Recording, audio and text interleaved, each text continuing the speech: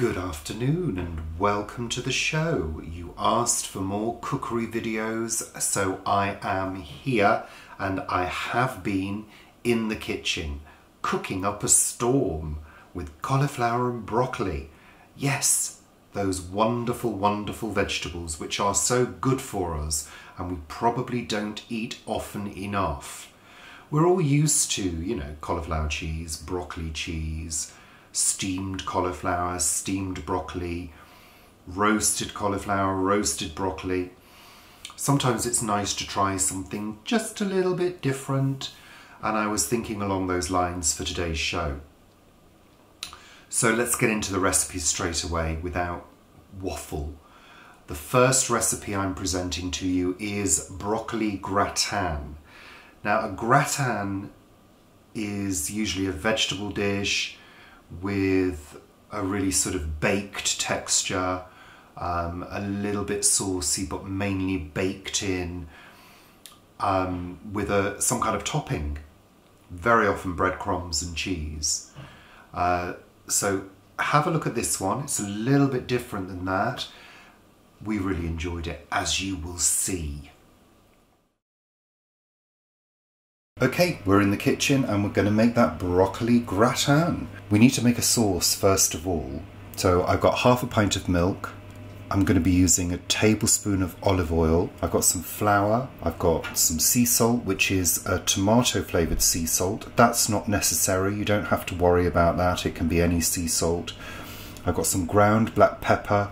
I've got some sage, and also some nutmeg, and of course the flour for the roux. I've got some finely chopped onion, and then of course the star of the show is broccoli, and these have been cut into small pieces. We're not steaming them beforehand, they're going in raw. We've got cheese, which is going to be half in the sauce, half on top, and then for our crunchy topping we've got ground almonds. Now, it's interesting to note that sage and ground almonds go really well with broccoli, so that's a good flavour combination. So let's get on and make the sauce. Oh, and by the way, the oven is on at 190, which I think is about 375 degrees Fahrenheit. So gas is on. Let's add a tablespoon of olive oil.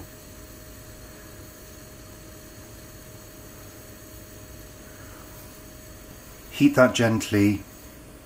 I'm going to add the chopped onions to that.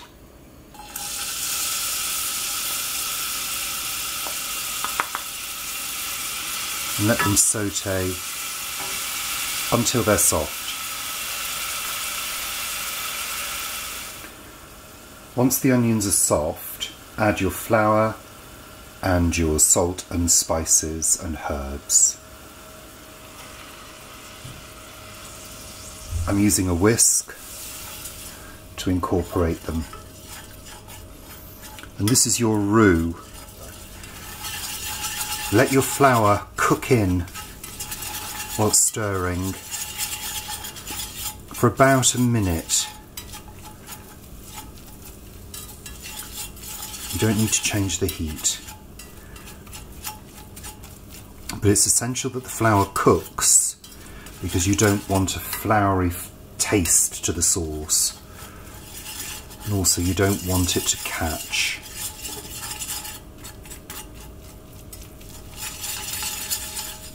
As soon as that's been going for about a minute and it's just been gently cooking, this is when we add the liquid. Now I've got oat milk here that I'm using. Now the trick is to add and keep on stirring and beat as quickly as you can to prevent any lumps forming. Add a small amount to begin with, whisk it in,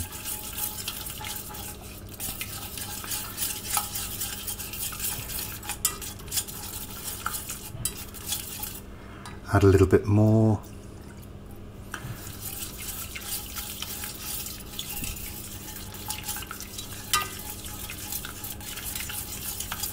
Keep whisking it. Add a little bit more. Sorry about any shadows. Not a lot I can do about that. This is not a professional outfit here. We're doing these videos as homemade videos. And you can see it's quite glossy already. That's what we're aiming for, a nice glossy sauce. And obviously any lumps that you can see are the onions. A little bit more liquid.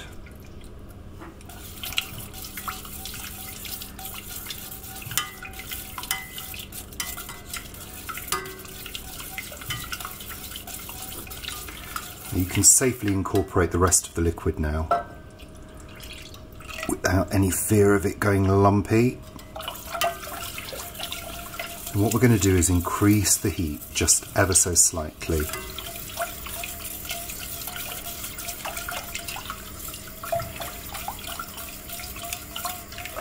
You want to bring that up to the boil.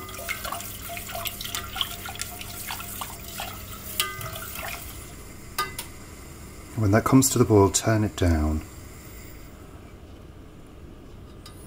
And just allow that to simmer and gently thicken up. The next stage is to add half the cheese. Give that a stir. And then add your broccoli.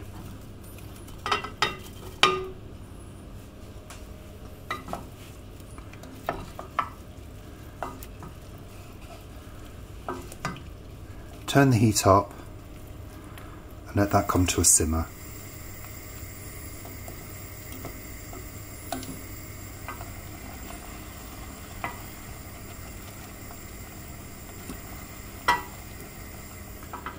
Let that simmer for a few minutes, just to start the cooking process. Transfer this to a gratin dish.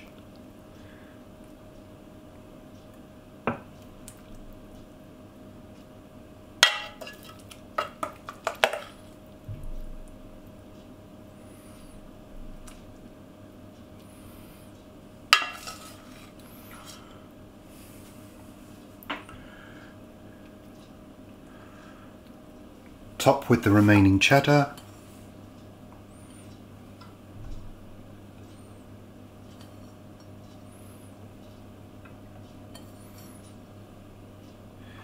And then finally, the ground almonds.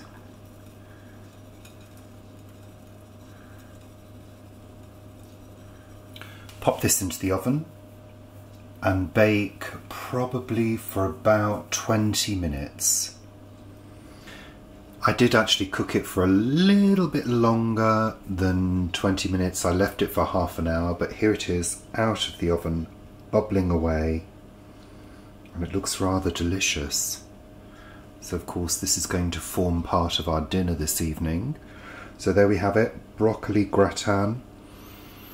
And you can probably see that it's still quite saucy, but hopefully the broccoli is cooked in that sauce and has tenderized. So we'll have to see how that turns out and get pulled down, and we'll do some tasting. We thoroughly enjoyed it, and we will be doing that again. It's, like I said before, it's something about the flavors of sage, nutmeg and almonds that just seems to work so well with broccoli. I'm just salivating thinking about it. I am. So let's get on to the next recipe. This is a Delia Smith. Well, it's based on a Delia Smith. I've done this a few times and I've varied it as well. The last time I did it for a Sunday lunch, and I added broccoli and carrots to it, which was a fantastic combination with the coriander. So you can switch it up and change it around and, you know, think, oh, could I use this? What vegetable would go with that? So try different things. That's what cookery is all about. Have a little look, see what you think. It's really easy to do and quick to cook relatively for a roasted vegetable. The ingredients are, I've got the pestle and mortar out. I popped in here, I don't know whether you can see some coriander seeds. It's just over a heaped teaspoon, so it's probably nearer to. I've got my cauliflower into small pieces. And then I've got a couple of garlic cloves, black pepper and some salt. And I'm going to be using 2 tablespoons of olive oil. First thing we need to do is get the ingredients combined. So let's do that. Let's get to work on the pestle and mortar. It's also probably worth mentioning at this stage that I've got the oven on 200 degrees C. I'm not sure what that is in Fahrenheit, but it's quite a nice hot oven. So first thing to do is to crush these seeds. So I'm giving these a good crush in this lovely granite pestle and mortar. And we just want to crush them enough to release their flavour.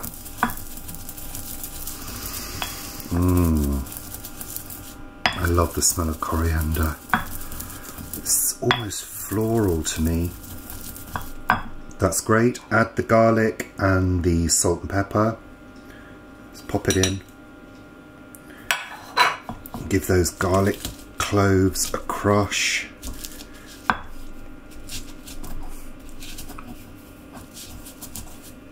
Now you can see the idea. I'm just going to get that going. There we are, that's all sort of blended together, that'll do. 2 tablespoons of olive oil. 1, 2. Give that a stir. And this is where it gets a little bit messy. I'm going to transfer the cauliflower into a larger bowl. And I'm going to pour the mixture from the pestle and mortar using a spoon over the top.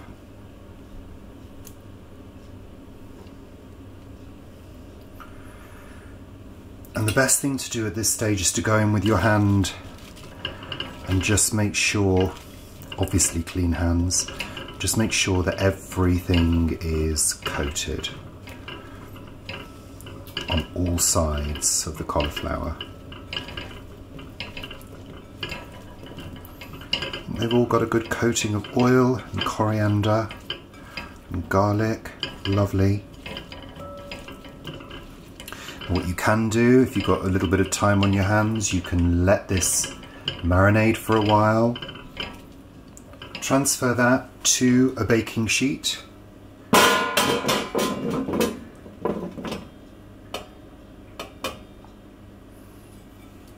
This goes into the oven at 200 for approximately half an hour until they're starting to look really golden and slightly charred. And there we have it. Coriander roasted cauliflower just out of the oven, looking golden around the edges and still quite firm and crunchy, which is perfect for cauliflower. You don't want to completely blast it until it's black. So that's looking delicious. So I think it's time for Paul and I to eat these dishes for our dinner tonight. There is another video coming up, which you'll see shortly, which is yet another recipe combining both broccoli and cauliflower. So we're going to try this and stay tuned for the next recipe. That looks rather gorgeous.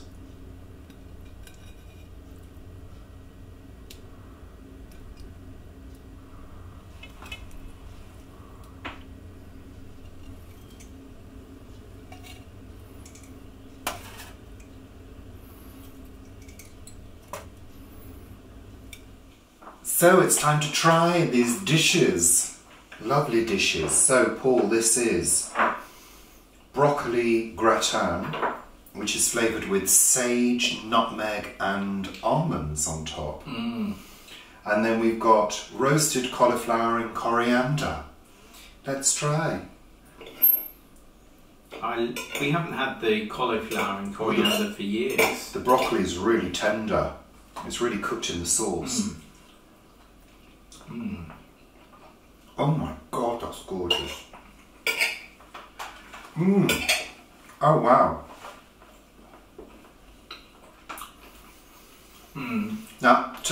be honest with you, I didn't think that was going to work because the sauce went a little bit thin, but I carried on regardless. Isn't that divine? Oh, that's lovely. Next time I'd make the sauce a bit thicker. So what, the broccoli you cooked in the sauce, you didn't pre-cook it? No, cooked in the sauce.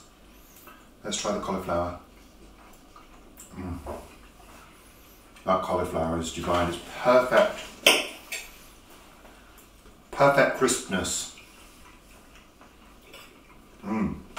Cooked through though, nowhere near falling apart. It's got a nice texture to it. So stay tuned for the next recipe coming up shortly. Thanks for watching this segment. There you go, told you it was easy and delicious too. Anyway, let's get on. The final one is a bit of an experiment. It's based on a recipe book called the Stones Cookery Book, which is from the Stones restaurant that used to be in the centre of Avebury Stone Circle. It's now a National Trust cafe. But when it was the Stones, we visited quite regularly and used to try their vegetarian dishes, and they were always fantastic, so we ended up getting the cookery books. This is a broccoli, cauliflower and potato pie, and what I like about this is actually you could make it using leftover vegetables. So that's an idea. We've changed the recipe slightly because we didn't have any pesto. So instead of pesto mash, this is mustard mash. But have a look, see what you think. I hope you enjoy it. Ingredients wise, I've kind of prepared in advance. And as you can see at the back here, we have got some cooked broccoli and cauliflower, again cut into fairly small chunks. Now, in terms of cooking this, what I've done is I've steamed the cauliflower in the microwave. So you cut into small chunks, into a bowl, a splash of water, and they're microwaved for about 5 minutes until they're still crunchy but starting to cook. The broccoli, same method, but they're cooked for about 3 minutes because, you know, they don't take as long to cook. I've got some mashed potato, which I'm in the process of adding a little bit of cheese to. These are mashed in their skins, they're red skin potatoes. So let's just finish that and get that cheese incorporated. I've also added a little bit of milk to this too, so it's quite smooth. Well, I say smooth, it's not cream, but it doesn't need to be. And to this I'm going to add some mustard, some English mustard. Now, you don't have to use English mustard, you could use Dijon, you could use French. If you don't like, or whole grain, if you don't like mustard, you could use pesto. So I'm going to add just about a teaspoon. That should be enough. Give that a further mash.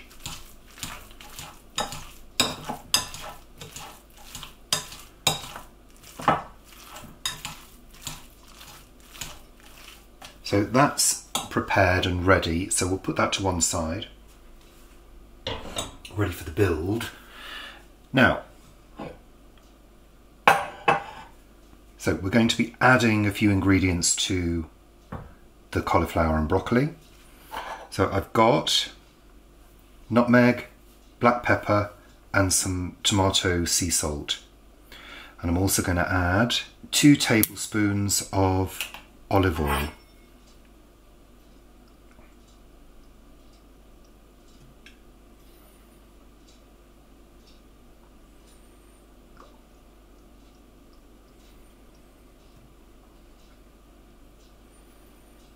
I'm going to use a wooden spoon because it's a glass bowl. I don't want people complaining that I'm making too much noise.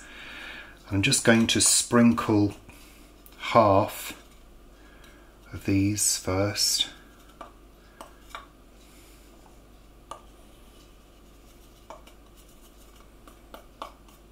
Stir them in.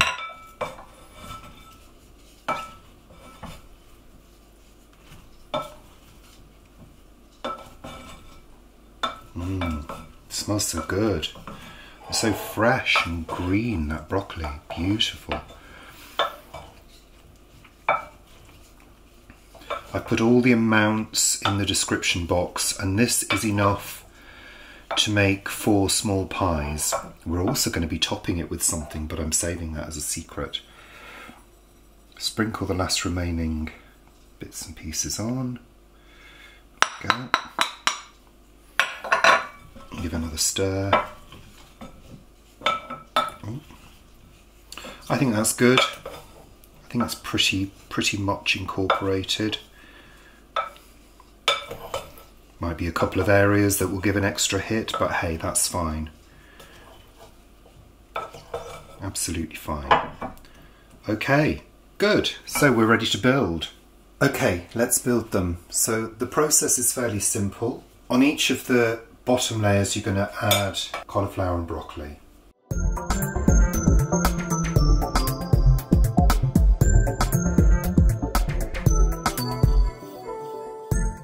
Looks so jolly, doesn't it? What I'm doing is sort of giving them a little sort of press down so they find a level. You might want to turn some of them over onto their flat surfaces.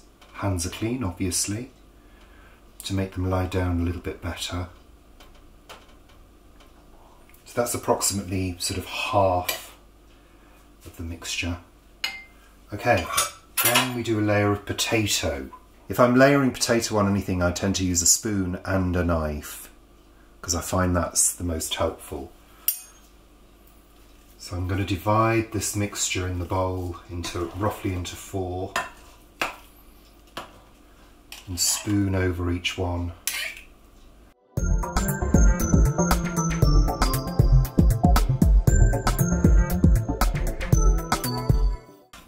So if anybody's wondering, these glass bowls, they're from IKEA. They are approximately 5 centimetres deep by I think 15 centimetres square. And the ingredients that I've given you give you enough to make 4. Okay, once that potato's on, we're gonna just spread it down.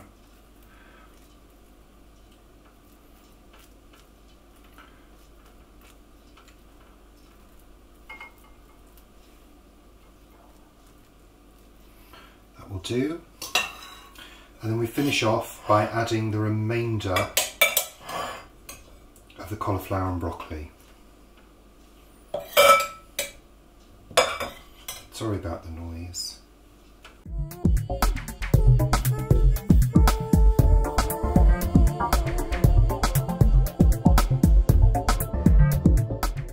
So, the final thing to do is to add a pastry top. Yes!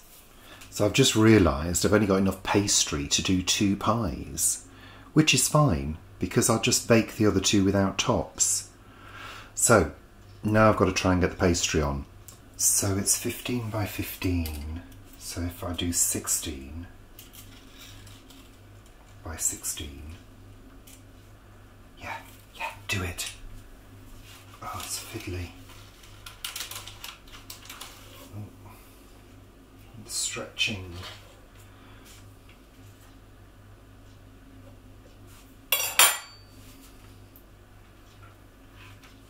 Okay, plop it over. Yes.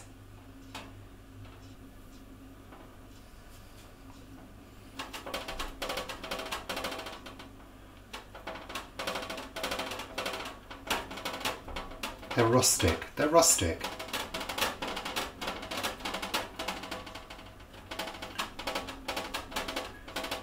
And I have to say the filling is cool, by the way.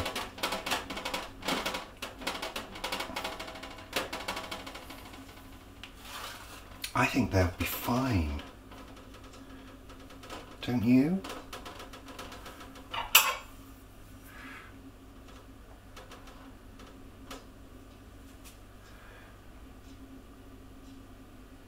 Like a lattice.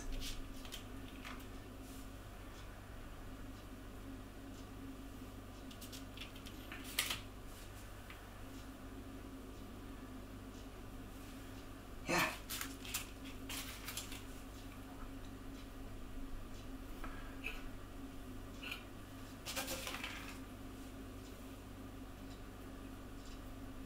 Solution. Yay! So I've got the oven on and it's on at 160 degrees centigrade. I'm not sure what that is in Fahrenheit. Do the Google. The final thing to do is to brush these with beaten egg. So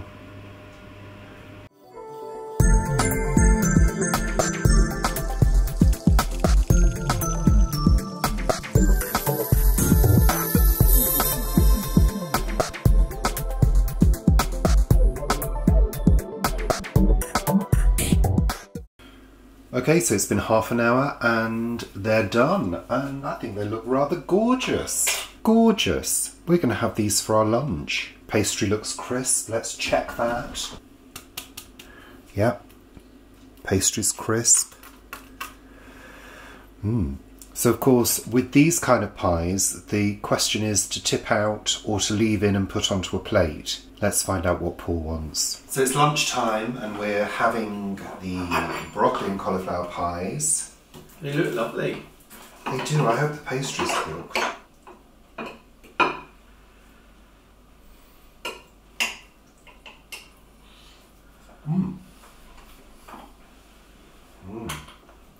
I'm not sure whether it could do the sauce or not.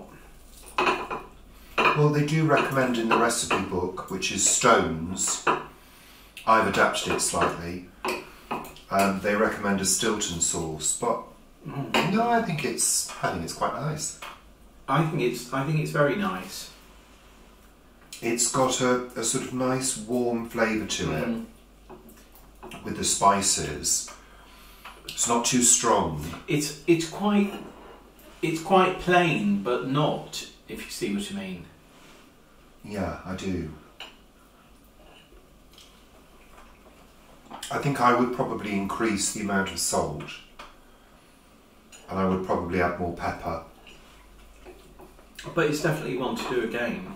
Yeah, I mean it's exactly what it says it is. Broccoli and cauliflower pie with potato. We're going to eat this now. So there you have it. Thank you very much for watching those 3 recipes. I hope you got something from that, and I hope it encourages you to try different things and different ways of cooking cauliflower and broccoli. So the one thing to take away is never overcook either of those vegetables, because they go so horrid when they're so soft. They should have a little bit of bite to them. Have a great day. Thanks so much for tuning in. Bye for now.